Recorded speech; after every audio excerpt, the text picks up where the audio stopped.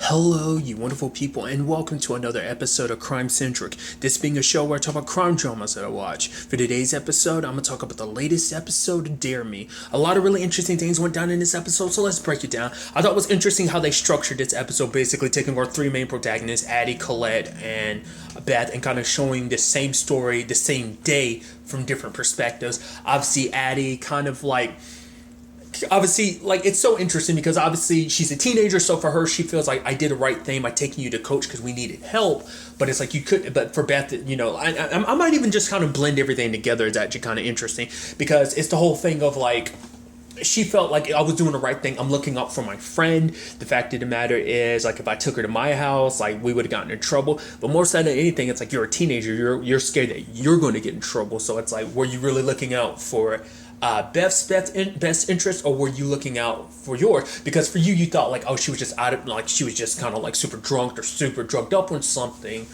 But yeah. And then at the same time, like she got it a little bit last episode with, Colette's disappointment in her, but now she's kind of getting it from her mom because her mom's like, hey, you should like let me know. Like we got that deal. Like you let me know when you always text me back so I know that you're okay. So it's kind of that, but also, in her mind, I think she's thinking like, well, maybe everything's okay because Beth. And it was interesting because she had a conversation with her mom because she was like, I had to be with Beth because, you never, it's always something with Beth and you never know whether it's something or not. And it's like, Beth is kind of like the boy who cried wolf. And then her mom was like, but you know how that story goes down that, eventually when something does happen, no one comes because no one believes the boy who cried wolf. And what happens to the boy? Like, I think this typical story is like the boy ends up getting devoured. I think that's like the very like sad tale. I think it's the, I could be wrong, but I think I remember the typical version is like the boy gets eaten. That's a kind of not so happy ending, I think, but I could be wrong. But I think that kind of resonates with Addie because she's kind of wondering like, could that be a situation right now? Because because obviously Beth kind of chews her out for being like, you shouldn't have taken me to coach. And I would not her.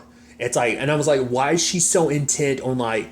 I guess because she hates Colette because I guess she hates just what Colette represents, but it's like she, like, anywhere but going to Colette's would have been a better option for her. She's even like, dump me in a damn gutter or something, but it's like, but why are you so adverse? I guess because kind of what Colette was kind of saying, because Colette, I don't know if she really had it. Like Colette kind of asked the questions to kind of make it seem like asking like, did something go down? But also at the same time, it's kind of just like, oh, you're kind of not as old as you think you are, so you need to kind of take things slow in the sense of like. This is how I looked at it. It almost seemed like Colette was kind of almost blaming her to an extent, but I think it's because Colette didn't really realize, like I said, she was asking questions, like asking if something happened, but it's like, oh, since you're saying no, then I guess it's just, you're just kind of going wild and partying, but the fact of the matter is you need to just kind of like, no, kind of not to kind of go that far. So it's almost just the thing of like you were just partying too much, but obviously the context of all of that ends up changing. Obviously, there's a whole situation now, obviously at the at practice, Beth is doing the like, what's that called, that when she's kind of doing her like a bow, and it's like, oh, look at her, like, oh, Beth shouldn't have to show off, but obviously Riri and Addie are just like, yo, look at her, and kind of showing Tassie like, oh, jealous much, which obviously that comes back to kind of bite them in the ass later on. There's a whole situation with the whole necklace situation, because obviously, because I like I said, the context of things is interesting, because at first, like when we got Addie's side of the story and that conversation came up about the necklace, Beth was like, no, it's not that big of a deal, I don't really care. But then when you get to the beginning of Beth's story, side of things, you see her panicking because that necklace does mean a lot to her. Because for her, we kind of get the context later on in the episode, because that necklace reminds her of her better times. Like it was a necklace that she talks about, like she got from Mexico. So, and she was like, it was before like her dad ended up leaving her, having that old other family situation. So it was back when her and her mom, like their family dynamic was way different. They were better. They were good. They were actually happy, So I think that's why it holds such significance to her, because it reminds her of a good time, a time that's no longer gone. Because anything he gives her now is just him doing it out of guilt, of like almost trying to pay her off to be like, oh, happy about basically trying to pay her off to kind of make himself feel like a better father than he is or something like that, to kind of ease his own guilty conscience about the whole situation. And then there's certain conversations Addie has that we kind of get the other perspective on, like obviously her talk with Colette, because Colette's like, oh, what if any of the girls talk? But it's like, what about your phones? Which even when Colette heard like, no, they took our phones, it's kind of like she has that almost like, or you don't let them take your phones. Like, what if something did happen? You wouldn't be able to contact anyone, like, because obviously she was worried about like the thing of like, oh, well, the photos got out about what went down, but at the same time it's like, well, they took our phones, so there would have been no photos. But for Colette, it's a combination of you're worried about them, but at the same time it's all their shenanigans is going to jeopardize your job and your position, because her life is kind of already in trouble already, just because things between her and Matt are complicated. Then you add in the whole Will situation and just dealing with this team on top of it. She's got a lot of pressure coming from every angle because of the expectations everyone kind of has for her, and she's trying to keep everything under control, like the affair she's having, her marriage, and this whole team thing. And obviously, you know, it's stressing her the hell out. And, you know, it's a very complicated thing, especially later on, because, I mean, that whole Riri situation was nuts. Because obviously we got the opening with the teeth and everything. I was like, what is that all about? And then we find out it's because basically they found out they were in regionals. Everyone's excited. It's like, all right, put on the show, kind of show everyone what your hard work has been about. And then it's like, okay, so, and I look, because from Addie's side of things, you didn't actually see what actually happened, but all you see is Riri's getting her teeth knocked out, and it's like, whoa.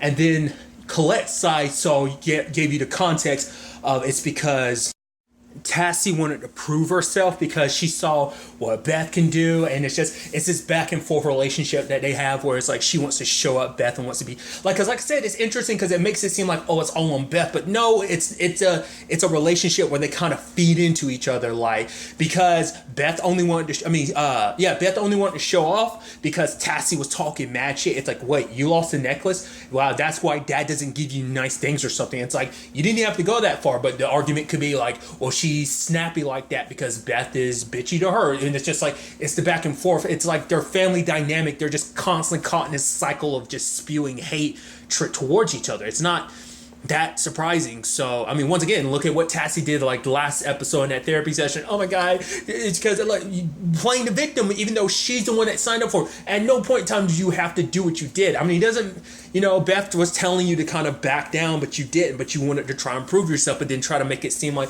oh, she held you down. Even without touching me, she did it with her mom, that whole thing. So it's like, but Tassie brought it up to Colette, like, oh, I want to do that. And Colette was like, no, you're not doing it because you can barely do what I'm already telling you to do. Focus on that, then worry about that later. But especially for this whole situation. But what happened? Everything was all right. Everything was executed. It was all good. Tassie wanted to prove that she could do it, and she failed miserably. And Riri got her face, like, and teeth knocked out. Luckily, Addie was able to collect her teeth, put them in milk to make sure that they were okay.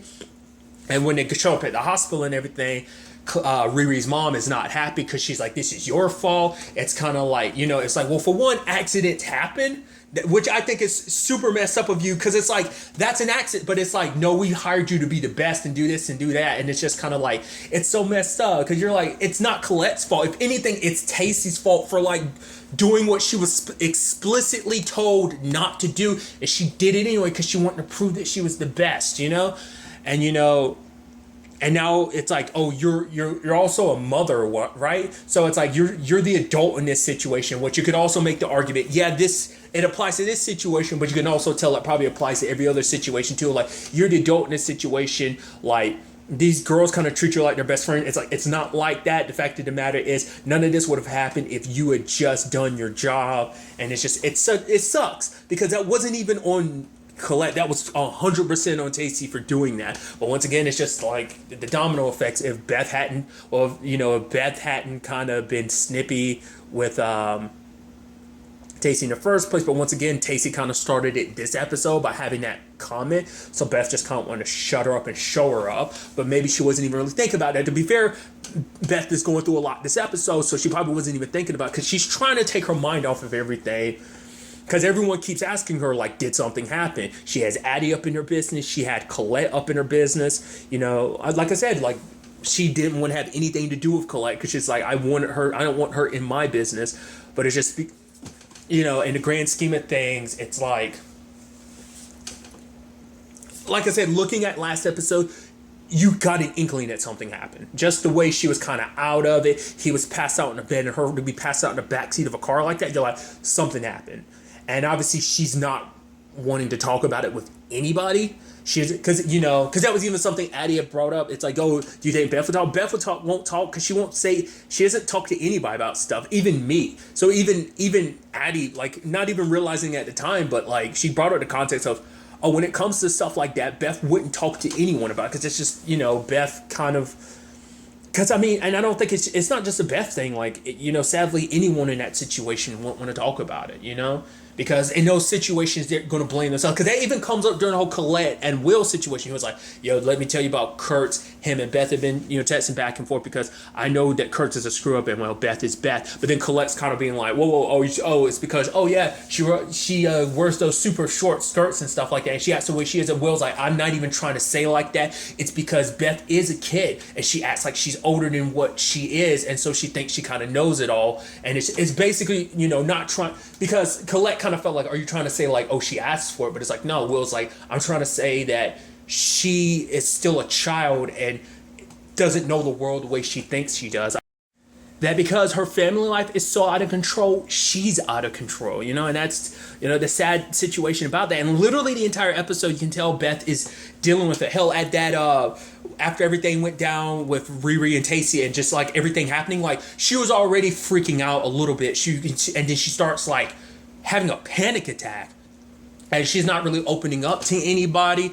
Like, and then like I didn't even talk about it, but it's the whole Kurt situation. She was reluctant to even text him back, and she only texted him back because she needed to know where her necklace was. And then for her, it's like, just because you don't remember, I can't help you if you can't remember what you've done. Which he was kind of like, well, what? He's almost kind of implying like, well, what does that mean? Because he doesn't remember what happened, but that doesn't erase the fact is that Beth obviously remembers, and so now it's a thing of like, Beth knows something happened, but she's not going to talk about it. She's just going to try and, push through and just kind of go about her life and try to, forget about it.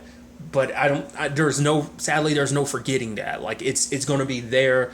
And, I don't think Beth doesn't handle stuff naturally in most ways. She doesn't handle things the best way. And there's no handling this in the best way, so that's why I'm kind of, it breaks your heart even more with the Beth situation, just because it's like she's already got her issues on top, but like now having this terrible thing happen to her, like something that no one is prepared for, like, like there's no manual of like, oh, how you deal with something like that. There's no easy way to deal with that, so that's why I'm just like, so much stuff is kind of compounded upon itself in this situation. And like I said, it implies that Colette and Will basically are figuring like, yep, something happened. So because Will was like, if you find out anything, let me know and I'll kind of handle things on my end. So we'll see kind of what Colette ends up doing, because she probably won't really say or do anything until, Beth says anything. But then it starts making me wonder, like, well, she's already getting grilled out by Riri's parents. Mom, like, if she comes, and says like, oh, this thing happens, like, the thing is Colette gonna be looking out more for herself or Beth, Because obviously she never meets up with Beth throughout the rest of the episode, but to be fair, it could be that, well, because Beth is not someone to open up anyway, so it wouldn't be the easiest thing to kind of talk to her about this, but I'm curious to see if that's something Colette potentially does going forward. There was even that moment in the bathroom where Beth was in there first, but then Colette came in afterwards, and Beth is hiding in one of the stalls, and Colette finds the necklace, and I wonder, does she know that it's Beth's necklace? So she probably pays enough attention that she realizes it's that, and kind of being like, all right, Beth's probably in there, so she probably wants to be left alone, so she just places the necklace out and kind of leaves. So that's what I kind of interpret from that, like she's trying to give Beth her space, and whether that's the right thing to do in this situation or not. Like I said, it makes you wonder, is Colette going to do the right thing, or is she going to do the right thing for her? Because it's like, bringing this up, like I said, will draw unnecessary attention and stuff like this. I'm curious what Mr. Cassidy's going to say, like what their dad's going to say, considering the fact is it's kind of Tacey's fault, and like, I don't know, like I think it's just a thing that everyone's just going to move past it. Like, well, there's no, like I said, there is no moving past it, even though they want to try to under these circumstances, you know? Especially for Beth, like at the end when, like, you know, Addie's mom is like, oh, you want to come over? You're the only one that likes my salsa, like pork chops. You guys used to play on the Ouija board all the time. And it, like, Addie was like, you remember that? And she's like, yeah, I remember. And she said the line of, I remember everything, you know, so... Meaning that despite everything, Beth never forgets, you know, so it's kind of implying, like I said, there's no forgetting this for her. She's always going to remember, but she says that, like, oh, I can choose to remember what I want to remember. It's kind of what Addie was saying at the end, but it's like, that, I don't think that's, you know, I don't know, man. It's just a terrible situation that, you know, because I didn't even notice this last episode. Maybe they made it more noticeable. Because obviously, though, especially the whole thing with her tongue, I was like, oh yeah, that was definitely someone biting her tongue. And then, like, she has marks on her neck too. And that's the thing too. Like, she has bruises all over herself. I'm like, I honestly can't tell whether that's from the cheer practice or whether that's actually from Kurt's. And that's probably the whole point too. It's like, no one, like, they see any bruises on her. It's like, oh yeah, that's probably from cheer. Which some of those probably are, but probably others aren't. You know, so. Obviously, the biggest thing going forward is, like, what's this going to mean for Beth? Like, are we going to see any, I would assume, shifts in behavior? Maybe she, you know, might become more erratic just because, once again, she's dealing with this on her own because she can't bring herself to tell anyone about it, not Addie's mom. Maybe that's why she was kind of like, you should have taken me to your house, because maybe it's like, if I talked to your mom being a cop and everything, maybe I would have more likely been able to say anything. But because you took us to Coach, now she feels like I said, maybe she feels like dirty about it in the sense of, like, she blames herself, you know, because sadly in situations like that, you know, and I can't speak from, you know, personal experience or, you know, but, you know, just from, like, reports and stuff, it seems like, you know, victims sadly blame themselves for it, being like, oh, it's my fault this happened, because, you know, especially, like, it was her idea to party and everything, which obviously in no shape or form justifies what happened to her, but she, in her mind, she might internalize it like that, you know. We'll ultimately have to wait to see where all this takes us going forward into the next episode. But really, that's all I want to talk about. Until the next time we meet, be happy, be safe, live life to the fullest, and enjoy it. Good day and goodbye.